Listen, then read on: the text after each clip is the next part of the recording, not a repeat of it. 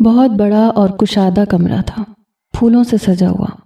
میں ابھی بھی حسین جذبوں سے مبرا بیٹھی تھی۔ یہاں کا ماحول مجھے گھٹن زدہ لگ رہا تھا۔ کمرے کا دروازہ کھلا، سامنے مسکراتا ہوا چہرہ مجھے آلیان کا نظر آیا تھا۔ اس نے دروازہ بند کیا، مسکراتا ہوا ہاتھ میں ایک مخملی ڈبہ پکڑے میرے پاس آ کے بیٹھ گیا۔ کہنے لگا، یہ تمہاری رونمائی کا تحفہ اماں نے دیا ہے، یہ ان کا خاندانی سیٹ ہے۔ یہ کہتے ہوئے اس نے مخملی ڈبہ کھولا۔ سیٹ کافی بھاری تھا، میں پہلے ہی ان بھاری زیورات سے تنگ تھی، لیکن اس نے صرف انگوٹھی نکال لی اور میری انگلی میں پہنا بھی دی۔ کہنے لگا، یہ صبح جب تم تیار ہوگی تو اسے پہننا، کیونکہ پھر سب پوچھیں گے۔ میں نے کہا اوکے۔ پھر اس نے میرا ہاتھ اپنے دونوں ہاتھوں میں لے لیا۔ کہنے لگا، بڑی کم محبتیں ایسی ہوتی ہیں جس میں انسان ایک دوسرے کو پا لیتا ہے۔ سچ بتاؤ صدف، کیسا لگ رہا ہے تمہیں؟ میں سچ بتاتی تو شاید اسے برا لگتا۔ مجھے خود سمجھ نہیں آ رہی تھی کہ مجھے خوش ہونا چاہیے کہ نہیں ہونا چاہیے۔ میں خود کنفیوز تھی۔ میں نے کہا، بہت اچھا لگ رہا ہے۔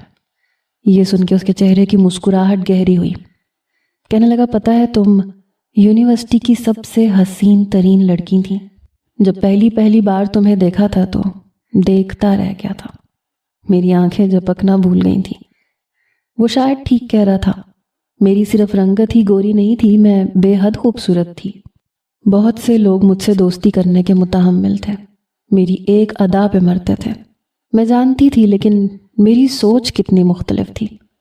کہنے لگا، مجھے شروع میں لگتا تھا میں کبھی تمہارے دل میں جگہ ہی نہیں بنا پاؤں گا، کیونکہ میں ایک سحر انگیز شخصیت کا مالک نہیں ہوں، بس نارمل سا ہوں۔ اس کی سچائی پہ میں ذرا سا مسکرائی تھی۔ میں نے کہا، تم بہت اچھے ہو۔ کہنے لگا، کتنا اچھا؟ سچ بتاؤ، تم میرے بارے میں کیا فیل کرتی ہو؟ میں نے کہا، دیکھو، میں تمہارے بارے میں سب سے الگ فیل کرتی ہوں، اسی لیے آج تمہارے سامنے بیٹھی ہوں، ورنہ جس کے بارے میں الگ سے فیل کرتی اس کے سامنے بیٹھی ہوتی۔ وہ ہنسنے لگا، پھر کہنے لگا، تمہارا یہ اعتماد مجھے اور بھی زیادہ اچھا لگتا ہے۔ اس نے میرے ہاتھوں کو اپنے لبوں پہ لگایا۔ کہنے لگا، مجھے لگ رہا ہے ابھی بھی میں خواب دیکھ رہا ہوں۔ میں نے 4 سال صرف تمہیں چاہا ہے۔ تمہارا ریزرو رہنا مجھے بڑا عجیب لگتا تھا۔ میں نے کہا، کیا مطلب؟ کہنے لگا، ہاتھ نہیں پکڑاتی تھیں تم، اپنے آپ کو چومنے بھی نہیں دیتی تھیں، حالانکہ لڑکے لڑکیاں دوستی میں کیا کچھ نہیں کرتے، لیکن تمہاری اسی بات نے مجھے تمہارا دیوانہ بنا دیا تھا۔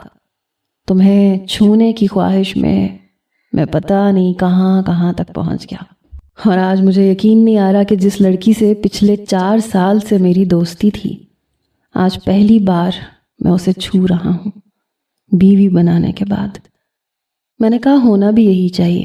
مجھے اچھا نہیں لگتا کہ دوستی کے نام پہ لڑکے لڑکیاں ایک دوسرے کو ہاتھ لگاتے رہیں، یا پھر ہاتھ ملائیں، گلے ملتے رہیں۔ پہلی بار جب تم نے میرا ہاتھ اس وقت پکڑا تھا جب یونیورسٹی کا آخری دن تھا، اور سچ پوچھو تو مجھے برا لگا تھا۔ وہ ہنسنے لگا، کہنے لگا، یار تمہیں پتہ یونیورسٹی چھوڑنے کے بعد کئی راتیں مجھے نیند نہیں آئی تھی، اور صبح میں یونیورسٹی کے ٹائم پہ اٹھ جاتا تھا۔ لگتا تھا ابھی یونیورسٹی جاؤں گا تو تم سامنے کھڑی نظر آ جاؤ گی۔ اس کی محبت دیکھ کے شاید میرا دل اس کی طرف مائل ہونے لگا۔ ٹھیک ہے، میں اس سے اتنی محبت نہیں کرتی تھی جتنی وہ مجھ سے کرتا تھا۔ شاید میں ان لڑکیوں میں سے تھی جو شادی کے بعد محبت کرنے کی قائل ہوتی ہیں۔ ایسا ہی تھا۔ میں نے کہا، آلیان، مجھے بس ایک وعدہ چاہیے تم سے۔ اس نے بنا سنے ہی ہاتھ ملایا۔ کہنے لگا، کہو نا، جو کہو گی میں کروں گا۔ کیا چاہیے؟ آسٹریلیا میں ہنی مون کا ٹرپ چاہیے؟ میں ہنسنے لگی۔ میں نے کہا، نہیں، مجھے ایسا کوئی شوق نہیں ہے۔ میں یہ چاہتی ہوں کہ میں نے تمہارا ساتھ دیا ہے تو مجھے اپنے والدین کے سامنے کبھی شرمندہ نہ ہونا پڑے۔ تم میرے ساتھ رہو ایسے ہی۔ میں چاہتی ہوں کہ انہیں میرے اس فیصلے پہ فخر ہو، شرمندگی نہیں۔ کہنے لگا، اوکے، پرومس۔ میں نے کہا، دوسری بات، جتنی محبت آج کرتے ہو اتنی محبت ہمیشہ کرتے رہنا۔ وہ ہنسنے لگا، میں تو کر لوں گا، تم برداشت کر لو گی؟ اس کی آنکھوں کی وارفتگی بڑھنے لگی۔ میں نے کہا، کیا مطلب تمہارا؟ کہنے لگا، آ جائے گا مطلب سمجھ، آہستہ آہستہ۔ بہرحال اس رات آلیان کی شدتیں میری برداشت سے باہر ہوئی تھیں۔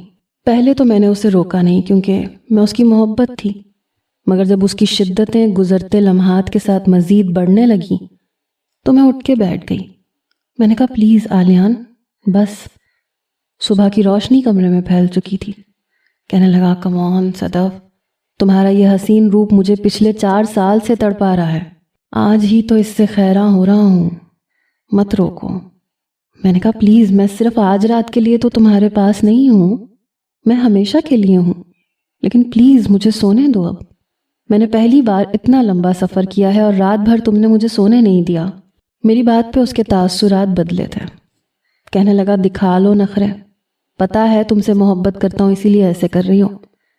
میں بمشکل 1 گھنٹہ ہی سوئی ہوں گی کہ دروازے پہ دستک شروع ہو چکی تھی۔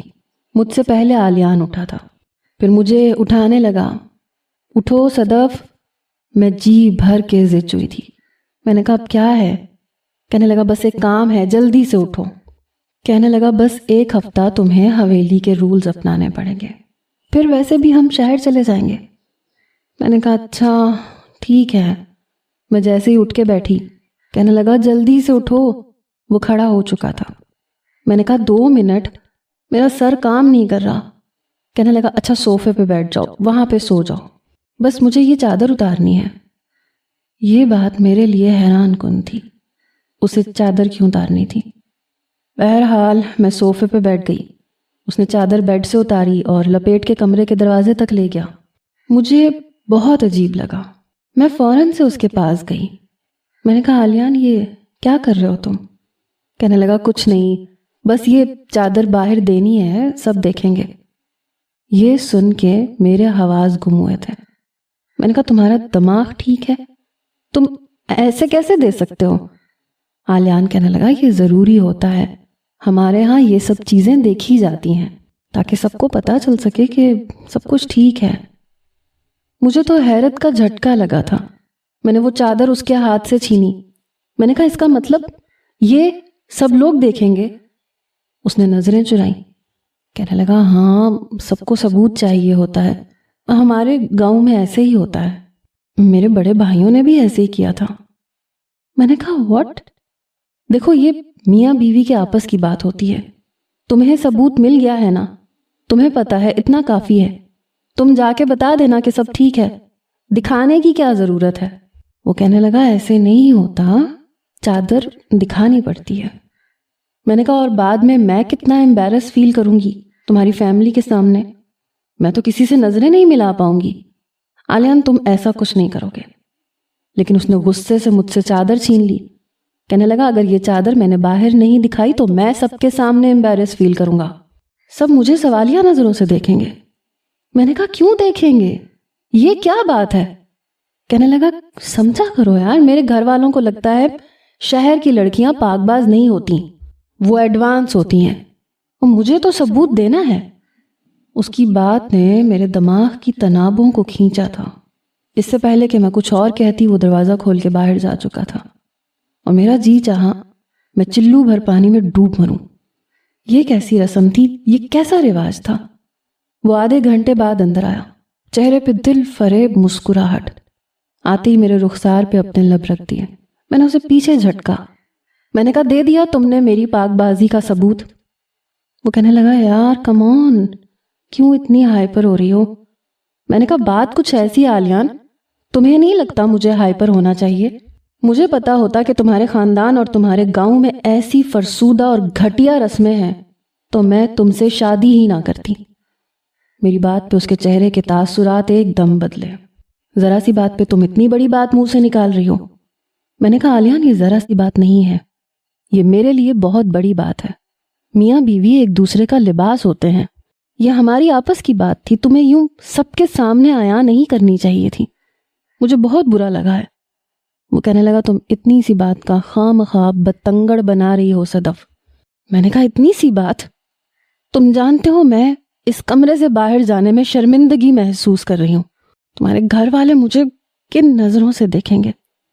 وہ کہنے لگا تم کب سے اتنی شائع ہو گئی؟ کم آن، کوئی تمہیں کچھ نہیں کہے گا، نہ ہی کوئی عجیب نظروں سے دیکھے گا۔ اب جلدی سے تیار ہو جاؤ، گاؤں کی خواتین آنے والی ہیں، پھر تمہیں شام کو ہی فرصت ملے گی اور پھر رات کو ولیمہ بھی تو ہے۔ یہ کہتے ہوئے وہ پھر سے میرے قریب ہوا میں نے اسے پیچھے کرنا چاہا، مجھے یہ سب برا لگ رہا تھا، مگر اس بار اس کی گرفت مضبوط تھی۔ کہنے لگا آج رات نرمی نہیں دکھاؤں گا، شادی کی پہلی رات تھی اس لیے میں نے تمہارا خیال کر لیا تھا۔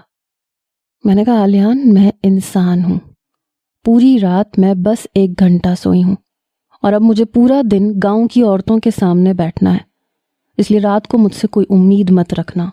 میں ابھی تک پچھلی رات ہی فراموش نہیں کر پائی تھی۔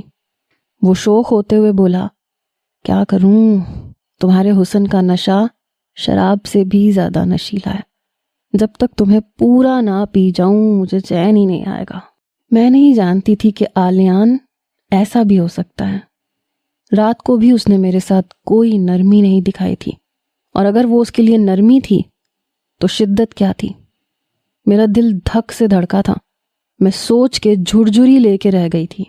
بہرحال تیار ہو کے کمرے سے باہر گئی، ناشتہ خواتین کے ساتھ کیا، تب مجھے پتہ چلا کہ آلیان کے 2 بھائیوں نے 2 شادیاں کر رکھی ہیں۔ مجھے یہ سن کے حیرت ہوئی تھی، دونوں سوکنے ایک دوسرے کو نفرت سے ہی دیکھ رہی تھیں۔ باتوں باتوں میں پتہ چلا کہ ان کے خاندان میں زیادہ تر مردوں کی 2 بیویاں ہوتی ہیں، کسی کی 3 بھی ہوتی ہیں۔ مجھے یہ سب کچھ عجیب سا لگا، ہمارے ہاں ایسا نہیں ہوتا تھا۔ پھر پتہ چلا کہ دوسری تیسری شادی بے سہارا عورتوں کو سہارا دینے کے لیے نہیں کی گئی تھی، بلکہ عیاشی پوری کرنے کے لیے کی گئی تھی۔ جیسے جیسے مجھے آلیان کی فیملی اور خاندان کی باتوں کا علم ہو رہا تھا، میں کنفیوز سی ہونے لگی۔ رات کو ولیمے کے بعد جب میں کمرے میں آئی تو نیند سے بے حال تھی۔ میں نے آتے ہی وہ بھاری بھرکم جوڑا اتارا، زیورات اتارے اور اپنا نائٹ سوٹ پہن کے میں سو چکی تھی۔ کیونکہ 24 گھنٹوں سے زیادہ گزر چکے تھے میں جاگ رہی تھی۔ میرے گھر والوں میں سے کوئی بھی میرے ولیمے پہ نہیں آیا تھا۔ مجھے اس بات کا الگ سے دکھ اور افسوس تھا۔ مجھے سوئے ہوئے ابھی شاید آدھا گھنٹہ گزرا ہوگا جب مجھے خود پہ بوجھ سا محسوس ہوا۔ کمرے میں لائٹ بلب کی روشنی تھی۔ تم نے چینج کیوں کیا ہے صدف؟ یہ میرے ساتھ زیادتی ہے۔ میں نے کہا میں بہت تھک گئی ہوں آلیان، میں کل سے نہیں سوئی، پلیز مجھے سونے دو۔ وہ کہنے لگا تمہیں سلانے کے لیے تو نہیں لایا ہوں، تمہاری نیندیں اڑانے کے لیے لایا ہوں۔ کم آن، میک اپ کر کے آؤ نا۔ میری آنکھیں نیند سے چور تھیں۔ آلیان بس 2 گھنٹے سونے دو۔ قسم سے میری آنکھیں نہیں کھل رہی ہیں، مگر وہ نہیں مانا۔ مجبوراً مجھے اٹھنا پڑا۔ میں نیند سے بے حال اس کے لیے میک اپ کر رہی تھی۔ مجھے لگا بس کچھ دیر بعد وہ میرا بھی احساس کرے گا، مجھے سونے کا وقت دے گا، لیکن نہیں۔ صبح تک میں رونے لگی اور وہ مجھے بخشنے کو تیار نہیں تھا۔ مجھے لگا میں نے اپنی زندگی کی سب سے بڑی غلطی کر دی۔ مجھے یوں روتا دیکھ کے وہ پیچھے ہٹا۔ یار یہ کیا تماشا ہے صدف، شادی کے شروع کے دن ہی ہوتے ہیں انجوائے کرنے کے، پیار کرنے کے۔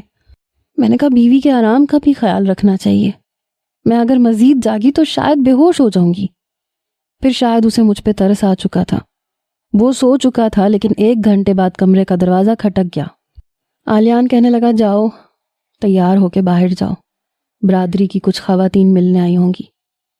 میں ضد ہوئی تھی۔ آلیان میں پاگل ہو جاؤں گی، مجھے سونے دو، میں چڑ کے بولی تھی۔ کہنے لگا پلیز صدف، 1 ہفتے کی تو بات ہے، حویلی کے اصولوں کے مطابق چل رو، تاکہ میرے گھر والوں کو لگے کہ تم میری خاطر یہاں کے ماحول کو اپنا رہی ہو، شہر کی لڑکیوں کی طرح نخریلی نہیں ہو۔ میں مجبوراً اٹھ کے تیار ہو کے باہر چلی گئی۔ پھر رات تک مجھے کسی نے کمرے میں نہیں جانے دیا۔ آلیان اپنی نیند پوری کر چکا تھا، میں نیند سے بے حال ہو چکی تھی۔ وہ 1 ہفتہ کسی سزا کی طرح سے میں نے حویلی میں گزارا تھا۔ جس دن ہمیں شہر جانا تھا میں بہت خوش تھی کہ سب سے پہلے اپنی نیند پوری کروں گی، مگر سردار حشمت نے میرے ہوش اڑائے تھے۔ ہم نے ناشتے کے بعد شہر کے لیے روانہ ہونا تھا۔